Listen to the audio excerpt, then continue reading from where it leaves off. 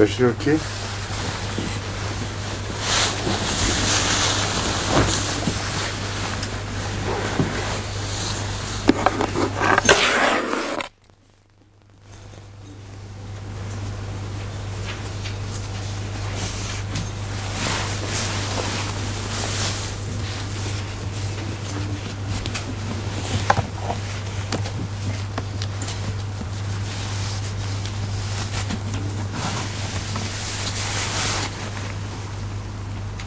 آج ہمیں سورہ زخرف کا آغاز کرنا ہے.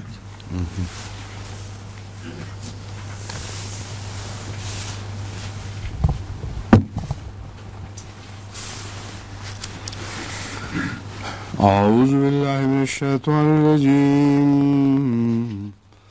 بسم اللہ الرحمن الرحیم. حامیم والکتاب المبین انا جعلناه قرآنا عربیا لعلکم تعقلون وإنه في الكتاب لدينا لعلي حكيم. أفنضرب عنكم الذكر صفحا أن كنتم قوما مسرفين وكم أرسلنا من نبي في الأولين وما يأتيهم من نبي إلا كانوا به يستهزئون فأهلكنا أشد منهم بطشا ومضى مثل الأولين ولئن سألتهم من خلق السماوات والأرض ليقولن خلقهن العزيز العليم الذي جعل لكم الأرض مهدا وجعل لكم فيها سبلا لعلكم تهتدون والذي نزل من السماء ماء بقدر فأنشرنا به بلدة ميتا كذلك تخرجون والذي خلق الأزواج كلها وجعل لكم من الفلك والأنعام ما تركبون لتستووا على ظهوره ثم تذكروا نعمة ربكم إذا استويتم عليه وتقولوا سبحان الذي سخر لنا هذا وما كنا له مقرنين وإنا إلى ربنا لمنقلبون وجعلوا له من عباده جزءا إن الإنسان لكفور مبين أم اتخذ مما يخلق بنات وأصفاكم بالبنين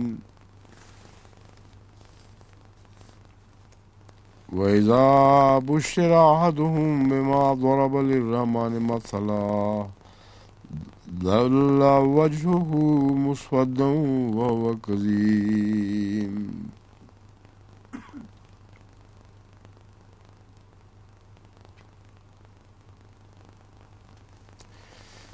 میں نے کہا یہ جو رکوع کا نشان ہے یہ 17ویں آیت پہ ہے نا؟ ہاں کیا 16 کے بعد ہے؟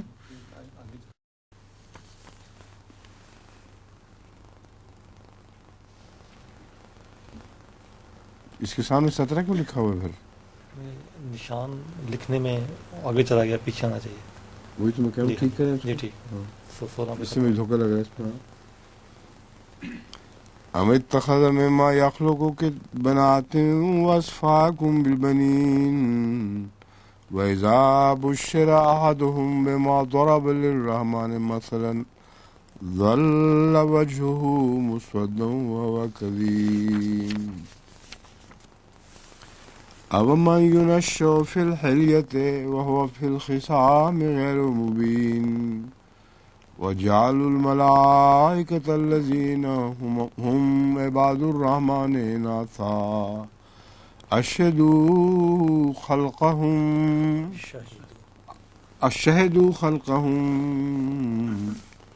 ٹھیک ہے، اشہدوا خلقہم نکتب،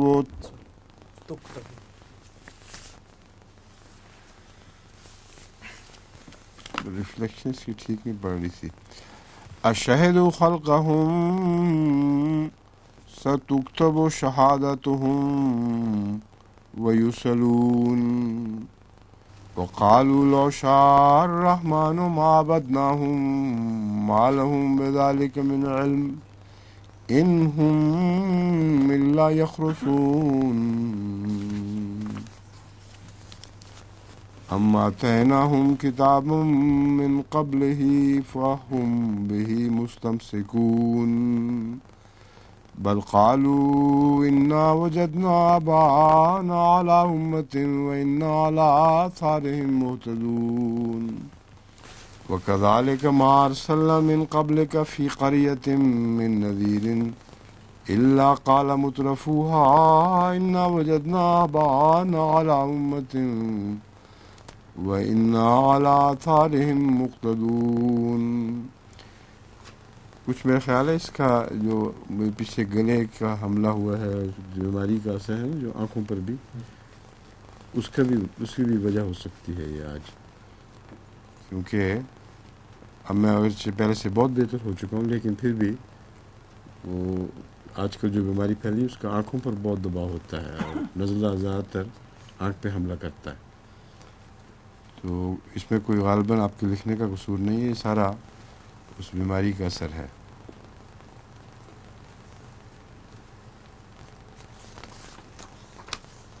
قال ولو جئتكم بأهدى مما وجدتم عليه آباءكم قالوا إنا بما أرسلتم به كافرون فانتقمنا منهم فانظر كيف كان عاقبة المكذبين.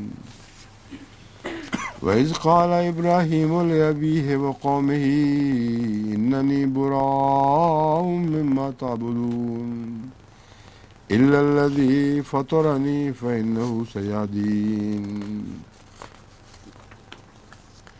وجعلها كلمة باقية في عقبه لعلهم يرجعون بل متعت هؤلاء وآباءهم حتى جاءهم الحق ورسول مبين ولما جاءهم الحق قالوا هذا سحر وإنا به كافرون وقالوا لولا نزل هذا القرآن على رجل من القريتين عظيم أهم يقسمون رحمة ربك نحن قسمنا بينهم معيشتهم في الحياة الدنيا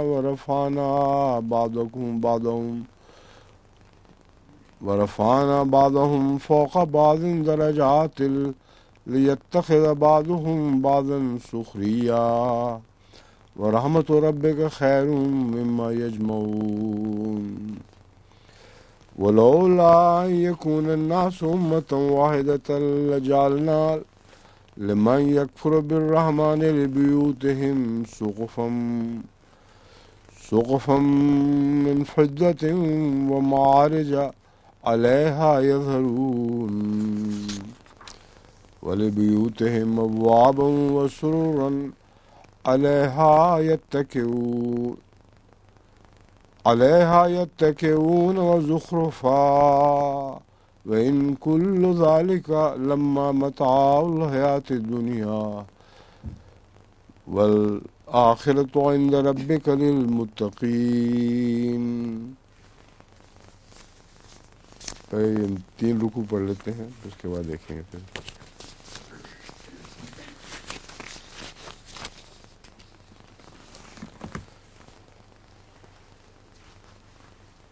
اللہ کے نام کے ساتھ جو بے انتہا رحم کرنے والا اور بار بار رحم فرمانے والا ہے.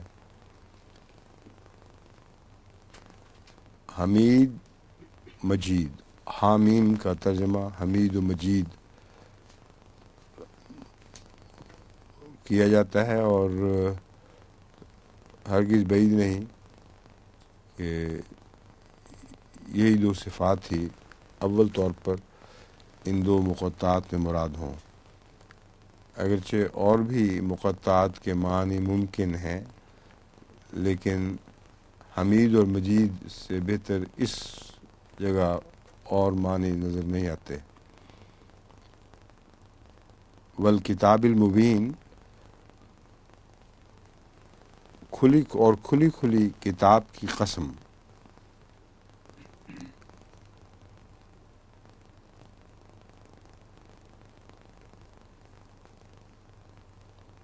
اب سوال صرف یہ ہے جس پہ میں متردد ہوں کہ اگر واو قسمیہ ہے تو پھر والکتاب المبین کا ترجمہ میں اور نہیں آنا چاہیے، کیوں جی محمد صاحب؟ اس لیے لفظ اور کاٹ دی جائے یہاں سے، کھلی کھلی واضح کتاب کی قسم، یہ ترجمہ ہونا چاہیے۔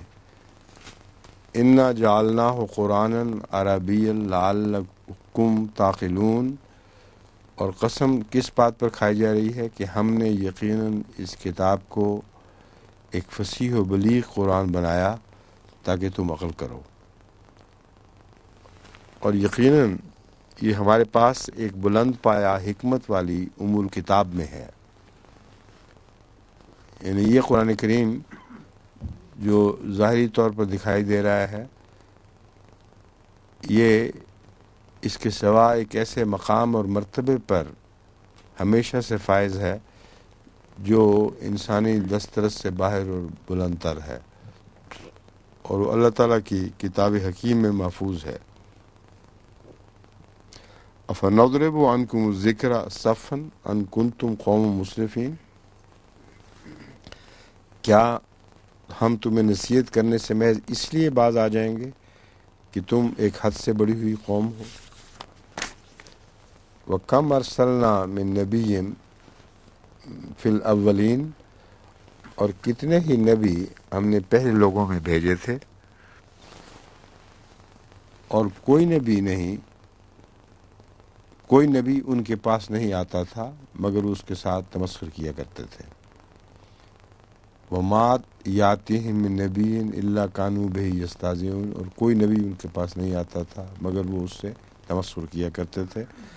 فَأَهْلَكْنَا أَشَدَّ مِنْهُمْ بَطْشًا وَمَضَىٰ مَثْلُ الْأَوَّلِينَ، بس ہم نے ان کو جو ان میں پکڑ میں سب سے زیادہ سخت تھے ہلاک کر دیا، اور پہلوں کی مثال گزر چکی ہے۔ اس آیت کا مفہوم ایک یہ بھی بنتا ہے کہ اللہ تعالیٰ ظاہری طور پر جو اشد مخالفین ہوں ان کو ہلاک کر دیا کرتا ہے، لیکن سب مخالفوں کو نہیں، ان کو اور مہلت ملتی ہے، اور یہ امر واقعہ ہے۔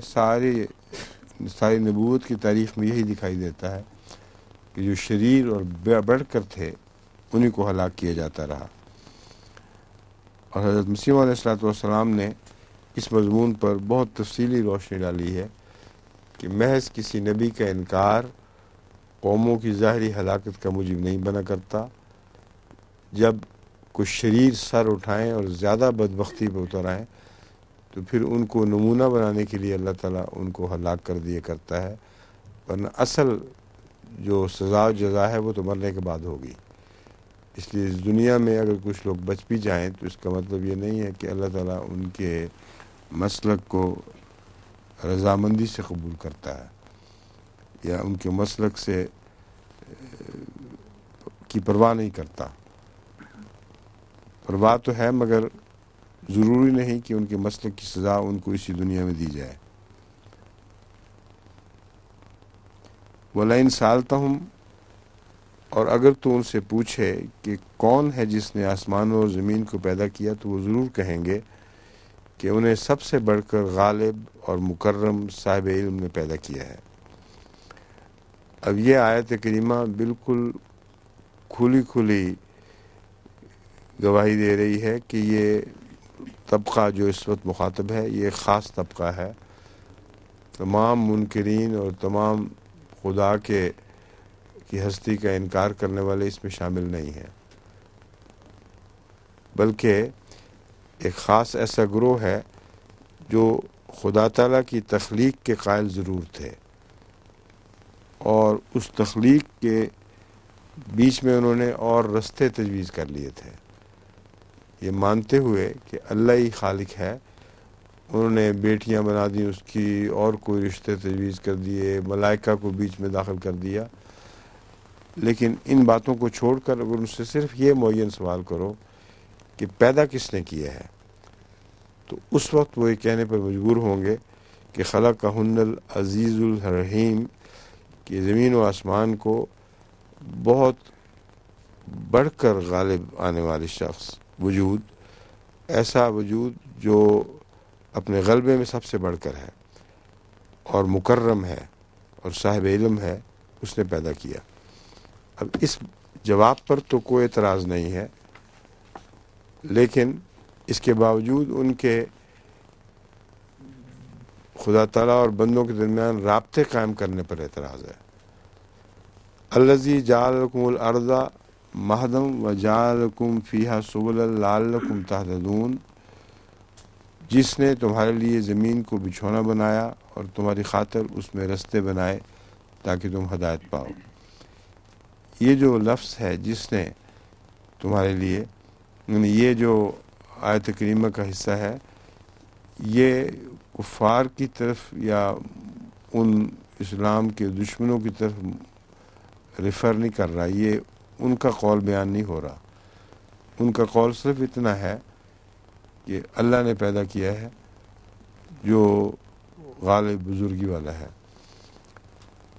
یہ مزید قرآن کریم نے معلومات ان کو گویا مہیا کی ہیں کہ جب تم مانتے ہو تو ساتھ یہ بھی تسلیم کرنا پڑے گا کہ وہی خدا ہے جس نے زمین میں رستے بنائے ہیں، زمین کو بچھا دیا ہے بچھونے کے طور پر، اور اسی زمین میں اس نے رستے بنائے ہیں اس وجہ سے کہ تم ہدایت پا جاؤ. بس ہدایت کا منبع خدا کی ذات ہے، اور تمام زمین کا مشاہدہ تمہیں بتائے گا کہ ظاہری طور پر بھی زمین میں ہدایت کے لیے اس نے رستے بنا دیے ہیں. تو کیسے ممکن ہے کہ روحانی ہدایت کو نظر انداز کر دے؟ بس روحانی لحاظ سے اس کا ہدایت کا سامان پیدا کرنا تمہارے لیے تعجب کا موجب نہیں ہونا چاہیے. اس میں کسی رشتے کی ضرورت نہیں ہے. جیسے تم نے اپنی طرف سے رشتے تجویز کیے ہوئے ہیں، زمین کو بچھونا بنانے اور اس میں رستے بنانے کے لیے خدا کو کس رشتے کی ضرورت تھی؟ جب وہاں وہ رشتوں کا محتاج نہیں ہے تو روحانی ہدایت پہ کیوں رشتوں کا محتاج ہو جائے؟ جس کی خلق ہے، جس کی تخلیق ہے، اس کی بہبود کا خیال بھی خالق کو ہوا کرتا ہے. والذی نزل من السماء ماء بقدر،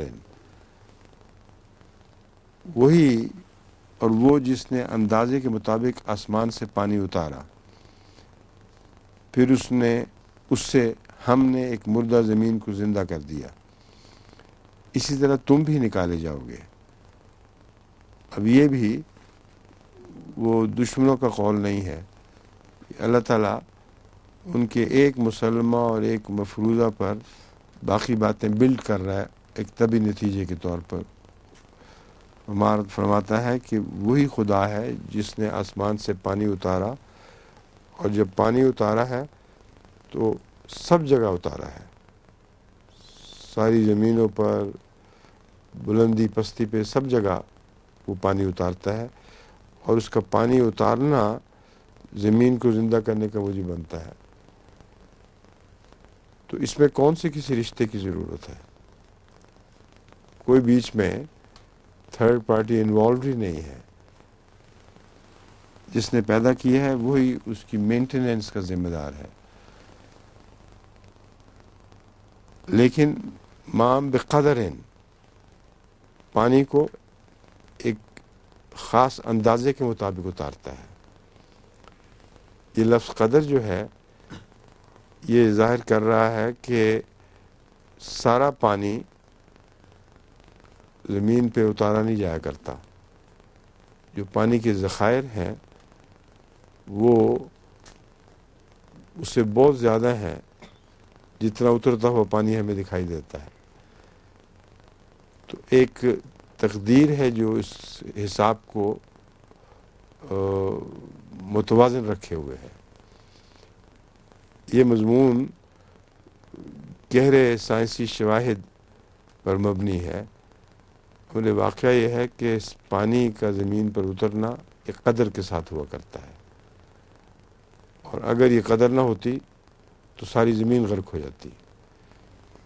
اس قدر کے انتظام کو دونوں جگہ شمال اور جنوب میں جو پولز کی برف ہے وہ اس نے سنبھالا ہوا ہے اس انتظام کو، اور اس کا بڑھنا اور اس کا رکنا، اس کا آگے سمندر کی طرف حرکت کرنا یا خشکی کی طرف حرکت کرنا یا ایک جگہ جا کے رک جانا، یہ سارا بالکل نپے تلے نظام کے تابع چل رہا ہے. بس قدر سے مراد یہ سارا نظام آبکاری ہے جس کے ذریعے زمین کی نشو و نما ہوتی ہے. فَأَنشَرْنَا بِهِ بَلْدَةً مَيْتًا، اس نظام کے ذریعے ہم مردہ زمین کو زندہ کر دیتے ہیں. کہ ہم نے مردہ زمین کو اس سے زندہ کر دیا، دوبارہ اٹھا دیا. کذالک تخرجون، تم اسی طرح نکالے جاؤ گے. اب مردہ زمین کا دوبارہ جی اٹھنا یہ اتفاق پر مبنی نہیں ہے، یہ قانون قدرت ہے جو جاری ہے.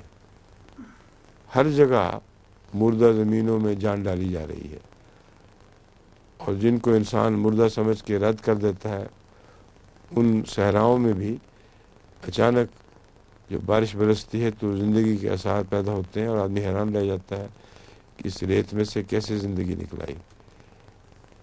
لیکن ایسی زندگی نکلتی ہے کہ جس پر انسانی عقلیں دنگ رہ جاتی ہیں. اب کوئی سوچ بھی نہیں سکتا کہ صحرا کے عین وسط میں بارش ہو اور پانی کے اندر مچھلیاں تیرنے لگ جائیں. وہ کہاں سے آتی ہیں مچھلیاں؟ وہ ثابت کرنے کے لیے کہ اللہ تعالیٰ اس طرح زندگی پیدا کرتا ہے. اب سائنسدانوں نے بہت تحقیق کی کہ آخر یہ مچھلیاں آتی کہاں سے ہیں. تو تب وہ دیکھ کر یہ حیران رہ گئے. انہوں نے پورا مطالعہ کیا تو پتہ چلایا کہ بعض دفعہ اس قدر تیزی کے ساتھ ہوائیں سمندر سے اٹھتی ہیں گھومتی ہوئی کہ مچھلیوں کو بھی ساتھ اٹھا لیتی ہیں، اور جس جگہ جا کے برستی ہیں وہاں مچھلیاں باقیاتاً بارش میں برس رہی ہوتی ہیں. اور جب وہ برس جاتی ہیں تو ان کو پریزرو کرنے کا نظام خدا تعالیٰ نے قائم کیا ہوا ہے. وہ بظاہر مر کھپ کے ختم ہو جاتی ہیں، مٹی بن جاتی ہیں، لیکن پوری طرح مٹی نہیں بنی ہوتی. ان کو پریزرو کرنے کا ایسا نظام ہے جو آہستہ آہستہ یہ معلوم کر رہے ہیں کہ کیسے ہوتا ہے. مگر واقعہ یہ ہے کہ جب بارش برسے اور صحرا میں اچانک آپ کو مچھلیاں تیرتی ہوئی دکھائی دیں تو اسی وقت نہیں بنائی جاتی، بلکہ پہلے سے بنی ہوئی مچھلیاں بارش کے ساتھ برستی ہیں، اور پھر ان کو پریزرو کرنے کا نظام ہے جس کی وجہ سے وہ آپ کو صحرا میں اچانک زندگی کے آثار دکھائی دینے لگتے ہیں. تو بلدہ میتھا، ایک مردہ زمین کو زندہ کرنے کے ایسے انتظام موجود ہیں تو تمہیں کیا شک ہے کہ تم زندہ پھر کیے جاؤ گے. تم جو کچھ بن جاؤ، مٹی ہو جاؤ، خاک بن جاؤ، لیکن تمہارا جو زندگی کا بیج ہے وہ خدا محفوظ رکھے گا، جس طرح اس دنیا میں زندگی کے بیج کو محفوظ رکھا ہوا ہے. والذی خلق الازواج کلھا وجعل لکم من الفلک والانعام ما ترکبون، وہ جس نے ہر قسم کے جوڑے پیدا کیے اور تمہارے لیے قسم قسم کی کشتیاں اور چوپائے بنائے جن پر تم سواری کرتے ہو. اس نے جوڑے بنائے اور تمہارے لیے کس قسم کی کشتیاں اور چوپائے بنائے جن پر تم سواری کرتے ہو. یہ بالکل واضح اور کسی تفسیر کی احتیاط سے بغیر آیت ہے، اور جہاں تک اس کے تفسیری حصے کا تعلق ہے وہ میں پہلے بیان کر چکا ہوں کہ یہاں ان جانوروں کی سواری کا ذکر ہے جو رسول اللہ صلی اللہ علیہ وسلم کے زمانے سے پہلے استعمال ہوتے تھے. ان میں کشتیاں بھی تھیں. یہ ساری سواریاں وہ ہیں جن میں فائر پاور استعمال نہیں ہوتی. تو وجہ یہ ہے کہ رسول اللہ صلی اللہ علیہ وسلم کے زمانے میں بعد میں یہ واقعات ہونے تھے کہ فائر پاور کو سواریوں اور کشتیوں وغیرہ کے لیے استعمال کیا جائے، اس لیے ان کا ذکر یہاں نہیں ہے. یہ میں تفصیل سے پہلے روشنی ڈال چکا ہوں. لِتَسْتُوُوا عَلَىٰ ظُهُورِهِ ثُمَّ تَذْكُرُوا نِعْمَةَ رَبِّكُمْ إِذَا اسْتَوَيْتُمْ عَلَيْهِ وَتَقُولُوا سُبْحَانَ الَّذِي سَخَّرَ لَنَا هَٰذَا وَمَا كُنَّا لَهُ مُقْرِنِينَ، تاکہ تم ان کی پیٹھوں پر توازن برقرار رکھتے ہوئے سوار ہو جاؤ. اب یہ ہر گھڑ سوار کو علم ہے، خواہ وہ کیسا ہی ماہر ہو، کہ جب وہ چھلانگ لگا کر کسی گھوڑے کسی سواری کی پیٹھ پہ بیٹھتا ہے تو ابتدائی چند لمحے اس کو توازن برقرار رکھنے میں لگتے ہیں، اور جب وہ توازن برقرار کر لیتا ہے پھر چل پڑتا ہے آگے. تو ایک ایسا حقیقی نقشہ ہے جو ابھی بھی اسی طرح دکھائی دے رہا ہے. اب اچھے سے اچھے گھڑ سواروں کو جو ریسوں میں حصہ لیتے ہیں ان کو بھی دیکھیں، وہ بیٹھتے ہیں تو چند لمحے وہ کچھ غیر متوازن دکھائی دیتے ہیں، پھر وہ جم جاتے ہیں، اور جب وہ جم جائیں اور سواریاں چل پڑیں تو فرمایا وہ وقت ہے دعا کا. تم سمجھتے ہو کہ اب تم جم گئے ہو، تمہارے قابو آ گئی ہیں، لیکن قابو وابو کوئی نہیں آئی. جب تک اللہ کا منشا نہ ہو اس وقت تک یہ سواریاں تمہیں جب خدا چاہے تمہیں ہلاک بھی کر سکتے ہیں. اچھے سے اچھے سوار جب جم کے بیٹھ چکے ہوں انہی کی سواریوں کو حادثہ پیش آ جاتا ہے، ان سے کوئی غلطی سرزد ہو جاتی ہے، اچانک ان کی پیٹھوں سے گرتے ہیں اور بعض دفعہ انہی کے قدموں میں روندے جاتے ہیں. تو دعا سے احتجاج جو ہے وہ کسی وقت بھی انسان کو نہیں چھوڑتی. عین اس وقت جب تم سمجھتے ہو تم نے کاٹھیاں ڈالنی ہیں اپنے معاملات پر، وہ وقت ہے دعا کا اور اس بات کا اقرار کا کہ جب تک اللہ توفیق نہ دے ہم خدا تعالیٰ کی دی ہوئی سواریوں کو پوری طرح قابو میں نہیں لا سکتے. وہی ہے جو ان کو قابو کرتا ہے، اور اگر کوئی حادثہ ہو جاتا ہے تو پھر یہ یاد رکھنے کی ضرورت ہے کہ آخر خدا کی طرف ہی لوٹ کے جانا ہے. بس وہ سواریاں گویا ایک ذریعہ بن جاتی ہیں خدا تک پہنچانے کا، بجائے اس کے کہ ایک جگہ سے دوسری جگہ پہنچائیں، وہ اس دنیا سے دوسری دنیا میں اللہ کی طرف منتقل کرنے کا ذریعہ بن جاتی ہیں. وَإِنَّا إِلَىٰ رَبِّنَا لَمُنقَلِبُونَ، اور یہ وہ اقرار پھر کرتے ہیں کہ یقیناً ہم اپنے رب کی طرف لوٹ کر جانے والے ہیں. یہ آخری پیغام ان کو سواریاں دے رہی ہیں. وَجَعَلُوا لَهُ مِنْ عِبَادِهِ جُزْءً إِنَّ الْإِنسَانَ كَفُورٌ مُبِينٌ، اور انہوں نے اس کے بندوں میں سے بعض کو اس کا جز قرار دیا ہے. یقیناً انسان کھلا کھلا ناشکرا ہے. وَجَعَلُوا لَهُ مِنْ عِبَادِهِ جُزْءً، یہ جو بندوں کو جز قرار دینا یہ وہی مضمون ہے جو بیٹیاں بنانا یا اور کئی قسم کی قربتیں خدا سے قائم کرنے کی کوشش کرنا. عباد اور اللہ کا جز ایک وقت میں ہو ہی نہیں سکتے، ناممکن ہے. یہ عبد ہے، یہ جز ہے. ان دو چیزوں کا جوڑ ہی کوئی نہیں کہ عبد بھی ہو اور جز بھی ہو.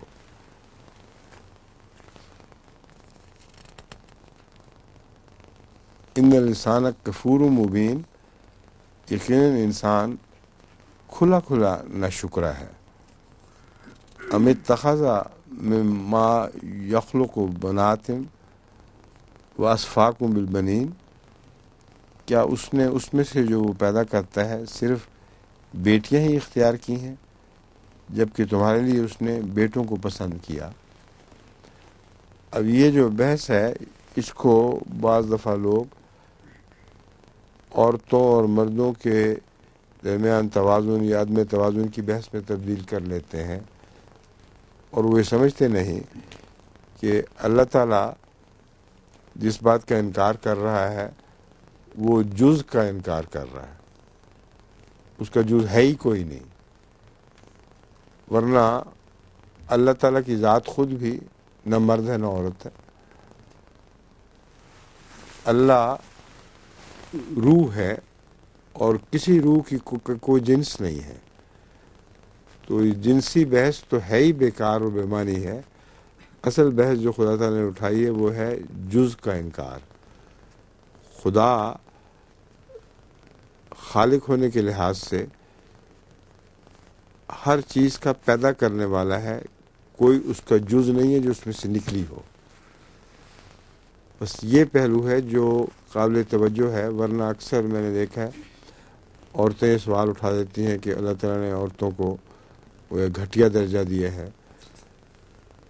عورتوں کو گھٹیا درجہ کیسے دے دیا جبکہ خدا خود نہ مرد نہ عورت، اور روحیں جن سے پاک، اور ہر مرد جو مر جائے گا اس نے روح بنا ہے، اور ہر عورت جو مرے گی وہ روح بنے گی. یہ تفریق باقی رہنے والی نہیں ہے. اس لیے جو بحث ہے وہ ان کے نقطۂ نگاہ سے ہے جو دنیا دار خدا کا جز بنانے والے ہیں. ان کا رویہ اللہ تعالیٰ سے نہایت بدتمیزی اور ناشکر پن کا ہے. اس کی وجہ یہ ہے کہ جو وہ منسوب کرتے ہیں خدا کی طرف، اگر ان کی طرف منسوب کیا جائے تو ان کا منہ کالا ہو جاتا ہے. اس کا مطلب ہے لوگوں نے عورتوں کو برا سمجھا ہوا ہے. یہ مشرک لوگ جو ہیں یہ دل سے عورتوں کو گھٹیا اور ذلیل سمجھتے ہیں، اور اس کے باوجود اللہ کی طرف عورتیں منسوب کرتے ہیں. یہ کفور والی عادت ہے، جو ناشکری کی عادت، جس کی طرف توجہ دلائی جا رہی ہے. اور عرب جو زندہ درگور کر دیا کرتے تھے لڑکیوں کو، وہ اس بات کا ثبوت ہے. اللہ تعالیٰ نے تو نہیں کہا تھا کہ لڑکیوں کو مارو. اگر لڑکیاں خدا کے نزدیک کوئی ایسی بیہودہ چیز ہوتی تو رسول اللہ صلی اللہ علیہ وسلم کو صرف لڑکیاں کو دیتا. تو یہ سارا مضمون اور خود رسول اللہ صلی اللہ علیہ وسلم کے ساتھ اللہ تعالیٰ کا سلوک صاف بتا رہا ہے کہ اللہ کے نزدیک ان چیزوں کی قطعاً کوئی اہمیت نہیں ہے. ام اتخذ مما یخلق بنات واصفاکم بالبنین، یعنی وہ لوگ جو یہ سلوک کر رہے ہیں ان سے پوچھا جائے کیا اس نے اس میں سے جو وہ پیدا کرتا ہے صرف بیٹیاں ہی اختیار کی ہیں جبکہ تمہارے لیے اس نے بیٹوں کو پسند کیا. ان کا اقرار جو ہے وہ اس کا بیان ہو رہا ہے، نہ کہ حقیقت حال کا. اور جب ان میں سے کسی کو اس کی خوشخبری دی جاتی ہے جسے وہ رحمان کے متعلق ایک اعلیٰ مثال کے طور پر پیش کرتا ہے تو اس کا منہ کالا پڑ جاتا ہے، جبکہ وہ سخت غم اور غصے کو ضبط کرنے کی کوشش کرتا ہے. تو پتہ چلا کہ یہ دوگلے لوگ ہیں، انکنسسٹنٹ ہیں، منافقت اختیار کرنے والے ہیں. ان کا دعویٰ خدا تعالیٰ کے متعلق کہ اس نے بیٹیاں بنائی، اس نے وہ سارا دعویٰ ہی جھوٹ پر مبنی ہے، کیونکہ جو چیزیں وہ خدا کی طرف منسوب کر رہے ہیں اس سے خود شرماتے ہیں. تو اللہ تعالیٰ پھر کیسا خدا ہوا کہ قابل شرم چیزوں کو اپنے لیے اختیار کر لے اور جن پر فخر کیا جائے وہ ان کو دے بیٹھے. تو یہ ساری صورتحال کی لغویت کو ظاہر کرنے والی آیات ہیں. عورت اور مرد کی بحث میں ضمنی ہے اس میں. اومن ینشأ فی الحلیۃ و فی الخصام غیر مبین، یہ وہ آیت ہے جو اس پہلو سے دلچسپ ہے کہ عورتوں کے بیان میں یہ جو بیان ہے ینشأ فی الحلیۃ و فی الخصام غیر مبین، یہ محض دشمنوں کا قول نہیں ہے، یہ واقعتاً درست بات ہے. اور یہ وہ اور یہ آیت کا حصہ ہے جس پر بعض سوال و جواب کی مجلس میں بعض عورتیں اعتراض اٹھاتی ہیں کہ دیکھو قرآن کریم کی روح سے ہم لوگ بالکل اللاجیکل لوگ ہیں، یعنی عورتیں. اول یہ بات تو درست ہے کہ عورتوں اور زیور کا ایک پرانا چوری دامن کا ساتھ چلا آ رہا ہے.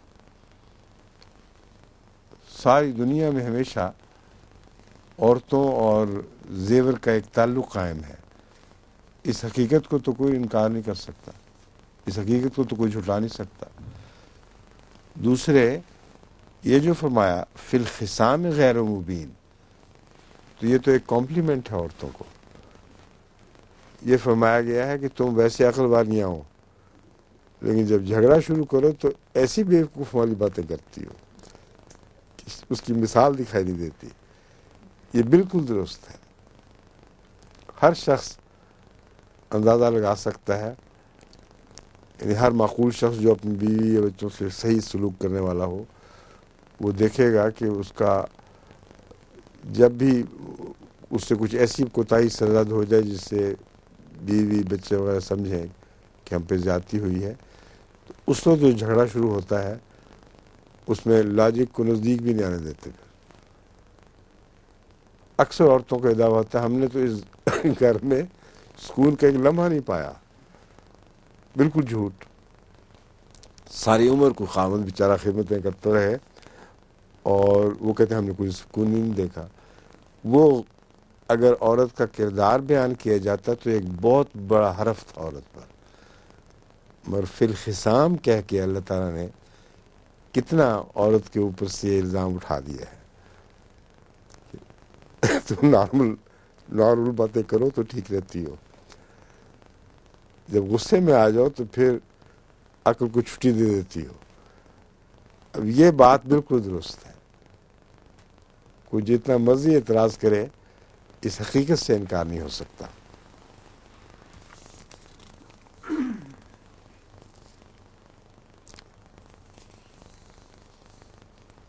وجعل الملائکۃ، یہ ہو چکا ہے ہونا. اور انہوں نے فرشتوں کو جو رحمان کے بندے ہیں عورتیں بنا رکھا ہے.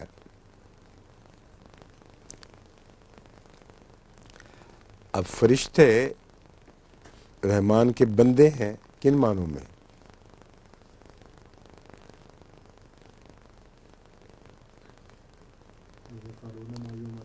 یفعلون ما یؤمرون. بالکل. فرشتوں کو جو عباد الرحمن ہے، عباد الرحمن کی تعریف یہ ہے کہ جو کچھ ان کو کہا جائے وہی کرتے ہیں. بس فرشتوں کو جو خدا تعالیٰ کے عاجز بندے اور غلام ہیں ان کو انہوں نے عورتیں بنا رکھا ہے. اشہدوا خلقہم، کیا انہوں نے ان کی تخلیق کو دیکھا ہے اپنے سامنے کس طرح وہ پیدا کیے گئے تھے؟ اگر کوئی شخص یہ دعویٰ کرے کہ اس نے فرشتوں کی پیدائش دیکھی ہوئی ہے کیسے ہوتی ہے، تو اس کو پتہ چل جائے کہ یہاں نر مادہ کی بحث ہی کوئی نہیں ہے. تو ایک ایسا دعویٰ کر رہے ہیں جس کی کوئی حقیقت ہی نہیں ہے، بالکل جھوٹا فرضی دعویٰ ہے. ستکتب شہادتہم ویسألون، اگر وہ ایسی گواہی دے سکتے ہیں تو دے کے دکھائیں. اس صورت میں ان کی شہادت لکھی جائے گی اور وہ اس شہادت کے بارے میں جواب دہ ہوں گے. وقالوا لو شاء الرحمن ما عبدناہم. اب ایک اور دلیل بنا دیتے ہیں آنکھوں والی کہ اگر رحمان نہ چاہتا تو ہم ان فرشتوں کی عبادت نہ کرتے. یعنی فرشتوں جن کو وہ رحمان کے اولاد بنا دیتے ہیں، اس کا جز بنا دیتے ہیں، اس جز کا تقاضا یہ ہے کہ پھر وہ ان کی عبادت بھی کرتے ہیں. تو بجائے اس کے کہ فرشتوں کو خود عبادت کرنے والا سمجھیں، ان کو معبود بنا دیتے ہیں، اور سارا جھگڑا جز کا چل رہا ہے مسلسل، حالانکہ اللہ تعالیٰ کا کوئی جز نہیں ہے. اور دلیل ایک اپنے حق میں دیتے ہیں کہ اگر رحمان نہ چاہتا تو ہم ان کی عبادت نہ کرتے. ما لہم بذالک من علم انہم الا یخرصون، ان کو اس بات کا کچھ بھی علم نہیں ہے جو باتیں کر رہے ہیں، محض اٹکل پچو چلا رہے ہیں. اس سے زیادہ ان کے دعووں کی کوئی حقیقت نہیں ہے، کیونکہ یہ کہنا ہی غلط ہے کہ اللہ اگر نہ چاہتا تو عبادت نہ کرتے. دنیا میں ہزار گمراہیاں پھیلی ہوئی ہیں، ہزار فسق و فجور ہے. کیا یہ دلیل چلے گی کہ اگر اللہ نہ چاہتا تو فسق و فجور نہ پھیلتا؟ تو اللہ تعالیٰ کے جو نظام ہے وہ اجازت دیتا ہے کہ جس نے گندہ بننا ہے وہ گندہ بن جائے، جس نے اچھا بننا ہے وہ اچھا بن جائے. ہر گندہ یہ نہیں کہہ سکتے اللہ نے چونکہ مجھے اس بات کا اختیار دیا تھا کہ میں گندہ بن جاؤں، اس لیے میں اللہ کی مرضی کے مطابق کر رہا ہوں. تو یہ دلیل نہایت لغو اور بیہودہ ہے، اور اس پہلو سے اس کی بسیدگی کو ظاہر فرمایا گیا ہے.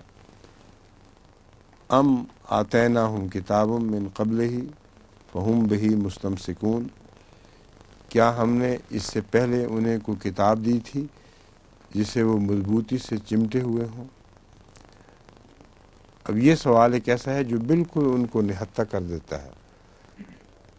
جتنے بھی یہ باتیں کرنے والے ہیں، یہ قطعی طور پر ثابت شدہ ہے کہ ان کے پاس کوئی کتاب نہیں ہے جسے پیش کر کے بتائیں کہ یہ لکھا ہوا ہے. اس میں کوئی کتاب بھی ایسی نہیں جس کو پیش کر سکیں. تو جب خدا نے کچھ کہا ہی نہیں ان کو، تو کیا نتیجہ؟ یخرصون، جو باتیں کر رہے ہیں اٹکل پچو کی باتیں ہیں، کوئی بھی حقیقت نہیں، کوئی بھی بنیاد نہیں ہے. بل قالوا انا وجدنا آباءنا علی امۃ وانا علی آثارہم مہتدون. اس کے جواب میں جب پھنس جاتے ہیں اور کوئی الہی نوشتہ اپنی تائید میں، اپنی اٹکل پچو کی تائید میں پیش نہیں کر سکتے، تو آخر یہ تسلیم کرنا پڑتا ہے کہ انا وجدنا آباءنا علی امۃ، ہم نے اپنے آباء و اجداد کو ایک مسلک پر پایا. وَإِنَّا عَلَىٰ آثَارِهِمْ مُهْتَدُونَ، اور یقیناً ہم انہی کے نقوش قدم سے ہم یقیناً انہی کے نقوش قدم سے ہدایت عطا کیے جائیں گے. یہ دعویٰ مزید لغو اور بے حقیقت ہے. آباء و اجداد کو ایک مسلک پر پایا، اور چونکہ آباء و اجداد کو ایک مسلک پر پایا اس لیے ہم انہی کے نقوش قدم سے ہدایت عطا کیے جائیں گے، جبکہ وہ خود بیچارے تو ہدایت عطا کیے نہیں گئے. تو ان کے نقوش قدم سے ان کو ہدایت کہاں سے مل جائے گی؟ وَكَذَلِكَ مَا أَرْسَلْنَا مِن قَبْلِكَ مِن قَرْيَةٍ مِّن نَذِيرٍ إِلَّا قَالَ مُتْرَفُوهَا إِنَّا وَجَدْنَا آبَاءَنَا عَلَىٰ أُمَّةٍ وَإِنَّا عَلَىٰ آثَارِهِمْ مُقْتَدُونَ. یہ جو ان کا دعویٰ ہے نا کہ ہم اپنے آباء و اجداد کے نقش قدم پر چل کے ہدایت پائیں گے، یہ پہلے بھی اسی طرح ہو چکا ہے. اسی طرح ہم نے تو اس سے پہلے کسی بستی میں کوئی ڈرانے والا نہیں بھیجا، مگر اس کے خوشحال لوگوں نے یہ کہا کہ ہم نے تو اپنے آباء و اجداد کو ایک مسلک پر پایا، اور ہم انہی کے نقوش قدم سے ہدایت پا جائیں گے، یا ہدایت عطا کیے جائیں گے. قال اولو جئتکم بأہدی مما وجدتم علیہ آباءکم، تو ان کے نبیوں میں سے ہر ایک نے ان کو یہ جواب دیا، کیا اگر ہم جس حال پر تم نے اپنے آباء و اجداد کو پایا تھا اس سے بہتر ہدایت کی تعلیم لے آئیں تو پھر بھی تم یہ اصرار کرو گے؟ قالوا انا بما ارسلتم بہ کافرون، تو صاف جواب دے دیا اصل میں ہم انکار کرنے والے لوگ ہیں، ہم انکار کا تہیہ کیے بیٹھے ہیں۔ اس لیے بحث ہدایت یا غیر ہدایت کی بھی ضمنی ہے، ثانوی ہے۔ اگر تم ثابت بھی کر دو کہ ہمارے آباء و اجداد ہدایت پر نہیں تھے، ان سے بہتر تعلیم تم لے آئے ہو، تو ہمارا اب جواب یہ ہے کہ ہم نے انکار کرنا، بس چھٹی کرو۔ فانتقمنا منہم، جب صورتحال یہاں تک پہنچی تب ہم نے ان سے انتقام لیا، ساری حجتیں پوری کر دیں۔ جب کسی دلیل سے، کسی سابقہ روایت کے پیش کرنے سے، یعنی سابقہ تاریخ کو ان پر حجت ثابت کرنے کے بعد پھر بھی انہوں نے انکار پر اصرار کیا، تب ہم نے ان سے انتقام لیا۔ بس دیکھ کہ جھٹلانے والوں کا کیسا انجام ہوا۔ فانظر کیف کان عاقبۃ المکذبین۔ وَإِذْ قَالَ إِبْرَاهِيمُ لِأَبِيهِ وَقَوْمِهِ إِنَّنِي بُرَاءٌ مِّمَّا تَعْبُدُونَ، اور جب ابراہیم نے اپنے باپ سے اور اپنی قوم سے کہا کہ یقیناً میں اس سے بیزار ہوں جس کی تم عبادت کرتے ہو۔ اب یہ جو سارا سلسلہ مضامین کا گزر چکا ہے اس سے پہلے، اس کی تائید میں کچھ تاریخی مثالیں پیش فرمائی جا رہی ہیں، اور آغاز حضرت ابراہیم علیہ السلام کے مسلک سے کیا گیا ہے۔ اور جب ابراہیم نے اپنے باپ سے اور اپنی قوم سے کہا کہ یقیناً میں اس سے بیزار ہوں جس کی تم عبادت کرتے ہو، الا الذی فطرنی فانہ سیہدین، مگر وہ اور ہے جس نے مجھے پیدا فرمایا۔ الا الذی فطرنی سے مراد ہے وہ اور ذات ہے جس نے مجھے پیدا فرمایا ہے۔ فانہ سیہدین، بس وہ ہے جو مجھے ہدایت دیتا ہے یا دے گا۔ یعنی پیدا تو اس نے تمہیں بھی کیا ہے، لیکن تم نے جو تصور باندھا ہوا ہے پیدا کرنے والے کا وہ مختلف ہے۔ جس کی میں بات کر رہا ہوں وہ اور ہے، وہ تم جس کو سمجھ رہے ہو جس طرح تمہیں اس نے پیدا کیا وہ نہیں ہے۔ اس لیے باریک فرق ظاہر کرنے کے لیے حضرت ابراہیم فرما رہے ہیں الا الذی فطرنی، حالانکہ اللہ ہی نے ان کو بھی تو پیدا کیا تھا۔ الذی فطرنی سے مراد ہے میرا تصور جو پیدا کرنے والے کا ہے وہ اس تصور سے مختلف ہے جو تمہارا تصور ہے۔ بس جس خدا کو میں دیکھ رہا ہوں پیدا کرنے والا، وہ تو لازماً مجھے ضرور ہدایت دے گا، کیونکہ وہی ہے جس کی طرف سے سب ہدایتیں نصیب ہوا کرتی ہیں۔ وَجَعَلَهَا كَلِمَةً بَاقِيَةً فِي عَقِبِهِ لَعَلَّهُمْ يَرْجِعُونَ، اور اس نے اسے اس کے بعد آنے والی نسلوں میں ایک باقی رہنے والا عظیم نشان بنا دیا تاکہ وہ رجوع کریں۔ وَجَعَلَهَا كَلِمَةً بَاقِيَةً، کلمہ سے مراد میں لیا ہے نشان،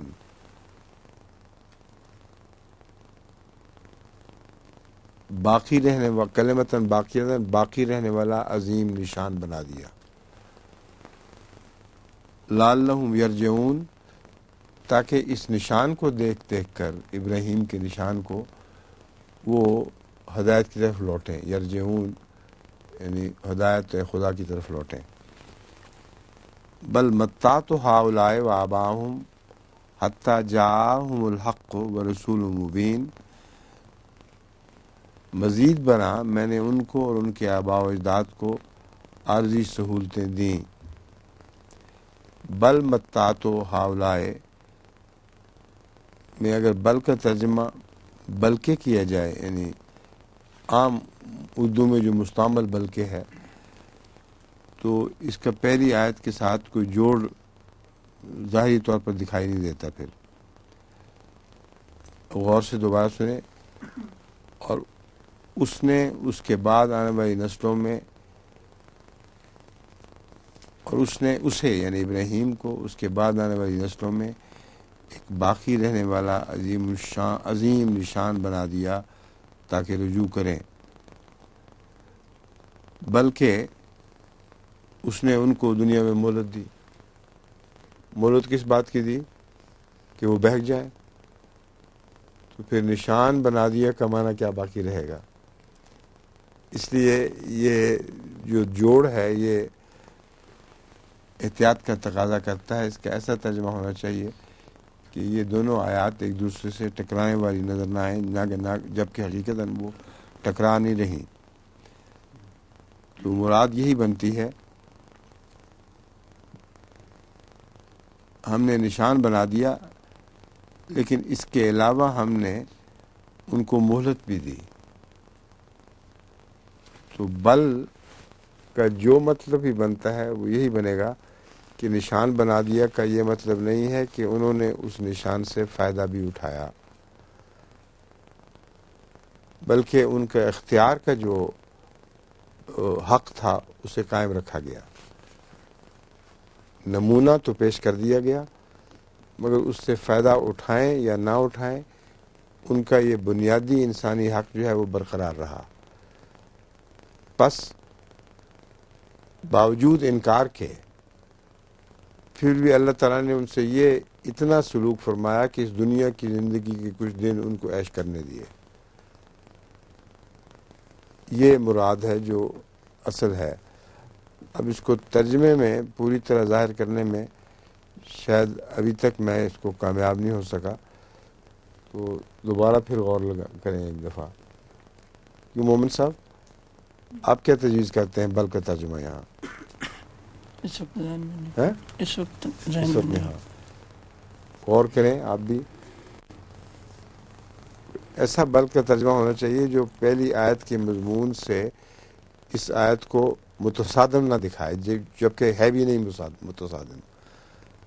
معنی بالکل وہی ہے جو میں عرض کر رہا ہوں کہ کلمتاً باقیتاً تو بنا دیا، مگر یہ بنانے کے نتیجے میں قوموں کا ہدایت پانا یا گمراہی کو اختیار کر لینا یہ ایک بنیادی حق ایسا تھا جسے برقرار رکھا گیا،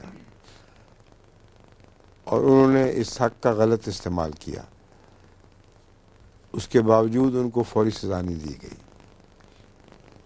اس کے باوجود انہیں کچھ دیر زمین میں اسی طرح چرتے پھرنے رہنے دیا. یہ مفہوم ہے حقیقی جو ان آیات کا ہے. اس لیے لفظی ترجمہ تو نہیں، درست ترجمہ کرنا لفظ رعایت رکھتے ہوئے یہ اصل چیلنج ہے.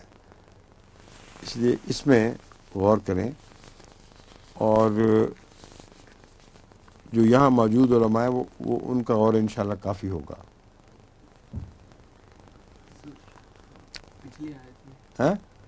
پچھلی آیت میں جو ہا ہے جعلہا، وہ جعلہا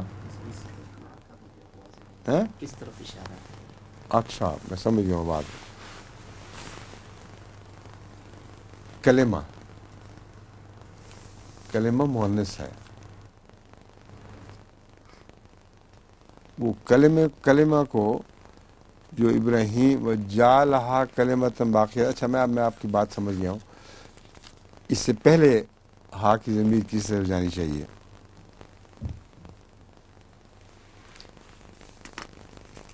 اس سے پہلے الا الذی فطرنی ہے نا، یہی آیت ہے نا، الا الذی فطرنی فانہ سیہدین. پس رہا یہ معاملہ کہ مجھے جس خدا نے پیدا کیا ہے وہی مجھے ہدایت دے گا. یہاں پہلی بات معلوم ہوتا ختم ہو گئی ہے. یہاں وَجَعَلَهَا كَلِمَةً بَاقِيَةً فِي عَقِبِهِ لَعَلَّهُ يَرْجِعُونَ. یہاں عقب ہی سے مراد ہی میں ابراہیم مراد ہے، تو ہا سے مراد کلمتن ہی ہے، سمجھ گئے؟ ہی کی ضمیر مؤنث نہیں ہے، صاف پتہ چل رہا ہے کہ ابراہیم کی طرف جا رہی ہے، تو بعض دفعہ وہ لفظ بعد میں آتا ہے جس کی طرف ضمیر پہلے پھنس جایا کرتی ہے، تو اس لحاظ سے میں سمجھتا ہوں کہ جعلہا کلمۃ باقیۃ میں اس ہدایت کو جو ابراہیم کے ذریعے نصیب آئی تھی، جس کا ذکر پہلے گزرا ہے کہ ابراہیم کو خدا نے ہدایت دینی تھی، اس ہدایت کو کلمۃ باقیۃ قرار دیا گیا ہے، اور اس کی طرف ضمیر تانیث کی ہے، کیونکہ لفظ ہدایت اور کلمتاً یہ دونوں تانیث کے صیغے ہیں۔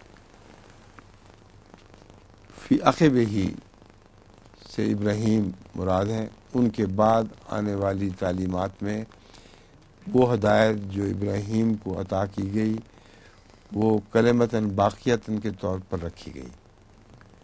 اب وضاحت ہو گئی ہے؟ لعلہم یرجعون، یہ تو واضح بات ہے تاکہ وہ لوٹ سکیں خدا تعالیٰ کی طرف یا ہدایت کی طرف۔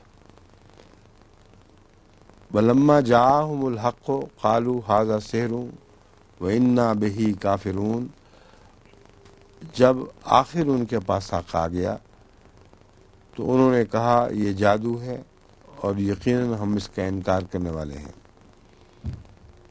وَلَمَّا جَاءَهُمُ الْحَقُّ میں میرے خیال میں لفظ آخر کا مفہوم شامل ہے، لما جاہم یعنی بالآخر جب ان کے پاس حق آ گیا۔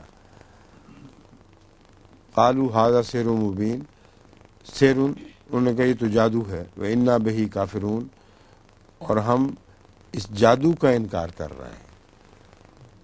سحر کا مطلب واضح ہے کہ ایک تو جھوٹ کو وہ سحر کہا کرتے تھے، اس لیے بھی انہوں نے اس کو سحر کہا، اور سحر اس لیے کہتے تھے کہ اس سحر کے جواب میں، سحر کے اثر کے نتیجے میں وہ سمجھتے تھے ہماری نظریں باندھ لی گئی ہیں، وہ کچھ دکھائی دینے لگا ہے جو حقیقت سے تعلق نہیں رکھتا بلکہ فرضی چیز ہے، اور یہی ہمیشہ سے جادو کا مفہوم دنیا کو مسلمہ رہا ہے کہ جادوگر نظروں کو باندھتا ہے اور جو کچھ بنا ہوا دکھائی دیتا ہے وہ حقیقت نہیں بنا ہوا ہوتا۔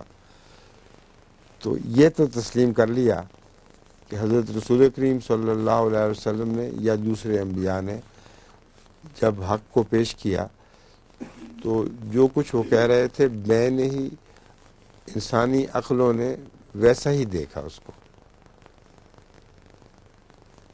ان کے کہنے میں اور لوگوں کے دکھائی دینے میں کوئی فرق نہیں رہا، تو پھر انکار کیسا کر سکتے تھے؟ انکار کرنے کا عذر یہ بنایا کہ جادو بھی اسی طرح چلا کرتا ہے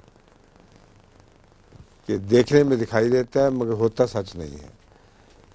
یہ کہہ کے انہوں نے کہا کہ ہم اس کا انکار کر رہے ہیں، مگر یہ بات بھول گئے کہ جادو اور نبی کا آپس میں کوئی دور کا بھی رشتہ نہیں ہوتا۔ نبی دنیا کی حقائق کی باتیں کرتا ہے، نبی ازمنہ گزشتہ کی تاریخ پیش کر رہا ہوتا ہے، ایسی تاریخ جس کا وہ انکار نہیں کر سکتے، تو اس کو جادو قرار دے دینا اور جادو کا بہانہ رکھ کر جھوٹ کہنا یہ خود ان کا جھوٹ ہے۔ تو ان کے دلائل میں ہی ان کی دلائل کا رد موجود ہے۔ وَقَالُوا لَوْلَا نُزِّلَ هَذَا الْقُرْآنُ عَلَىٰ رَجُلٍ مِّنَ الْقَرْيَتَيْنِ عَظِيمٍ، اب یہ بات کہہ کر دل میں سمجھتے تھے کہ ایک لغو دلیل ہے، اس کی کوئی حقیقت نہیں ہے، تو ایک اور بہانہ بنا لیا۔ انہوں نے کہا یہ بڑی بڑی جو عظیم بستیاں گزری ہیں، موجود ہیں، جن کو عرب بڑا سمجھتے تھے، ان میں سے کسی عظیم آدمی پر یہ کتاب کیوں نازل نہیں کی گئی؟ ہماری بستی کے ایک عام انسان پر یہ کتاب کیوں نازل کی گئی ہے؟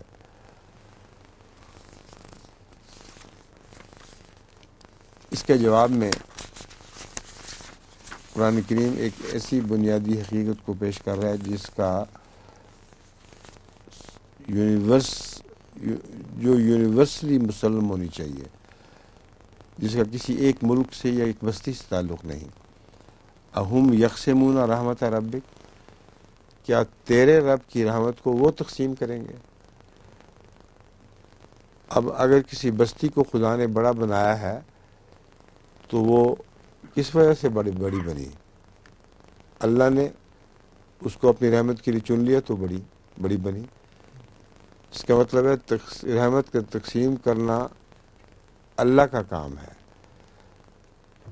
اس لیے پہلے کسی بستی کو بڑا بنایا تو اس نے فیصلہ کیا کہ اس کو بڑا بنایا، تب وہ بڑی بنی۔ اب اگر اس نے یہ فیصلہ کر لیا ہے کہ یہاں سے میں کسی کو کھڑا کروں تو یہ فیصلہ بھی اسی کا کام ہے، اور اس کا فیصلہ ہوتے ہی وہ بڑی بن جائے گی۔ مگر اس بات کو وہ سمجھتے نہیں۔ اہم یقسمون رحمت ربک، تو اللہ کی رحمت کی تقسیم کا فیصلہ انہوں نے اپنے ہاتھ میں لے لیا ہے کہ وہ اللہ کو مجبور کریں گے کہ فلاں جگہ رحمت کرو اور فلاں جگہ نہ کرو۔ نحن قسمنا بینہم معیشتہم فی الحیات دنیا، ہم نے ان کے درمیان ان کی معیشت کو اس دنیا میں تقسیم کیا ہے۔ مطلب یہ ہے ان کی معیشت کے سامان مختلف صورتوں میں ان کے مختلف طبقات میں تقسیم کیے ہیں۔ ورفعنا بعضهم فوق بعض، اور ہم نے ہی ان میں سے بعض کو دوسروں پر ایک فوقیت بخشی ہے درجات کے اعتبار سے۔ لیتخذ بعضهم بعضا سخریہ، تاکہ ان میں سے بعض دوسروں کو مذاق یا ٹھٹھے کا نشانہ بنائیں۔ ورحمت و رب کا خیر مما یجمعون، اور تیرے رب کی رحمت اس سے بہت بہتر ہے جو وہ جمع کرتے ہیں۔ ان آیات میں صرف لیتخذ بعضهم بعضا سخریہ سے جو غلط فہمی پیدا ہوتی ہے اس کو دور کرنا مقصود ہے۔ خدا تعالیٰ اس لیے تو نہیں بناتا کہ ضرور وہ لوگ کسی چھوٹی گھٹیا قوم، کسی قوم کو جس کو خدا نے نسبتاً کم درجے پر رکھا ہے اس کے وہ مذاق اڑاتے پھریں، اس لیے تو نہیں خدا نے یہ تقسیم کی۔ کیوں جی؟ پھر اس آیت سے یہ جو تاثر پڑتا ہے یہ غلط ہے۔ اصل مقصد یہ ہے ان کو جو درجات عطا کیے گئے ان کے نزدیک گویا اس کا مقصد یہ تھا۔ یہاں گویا کا مضمون بیچ میں ظاہر نہیں ہوا لیکن مفہوماً شامل ہے۔ وہ جو حرکتیں کر رہے ہیں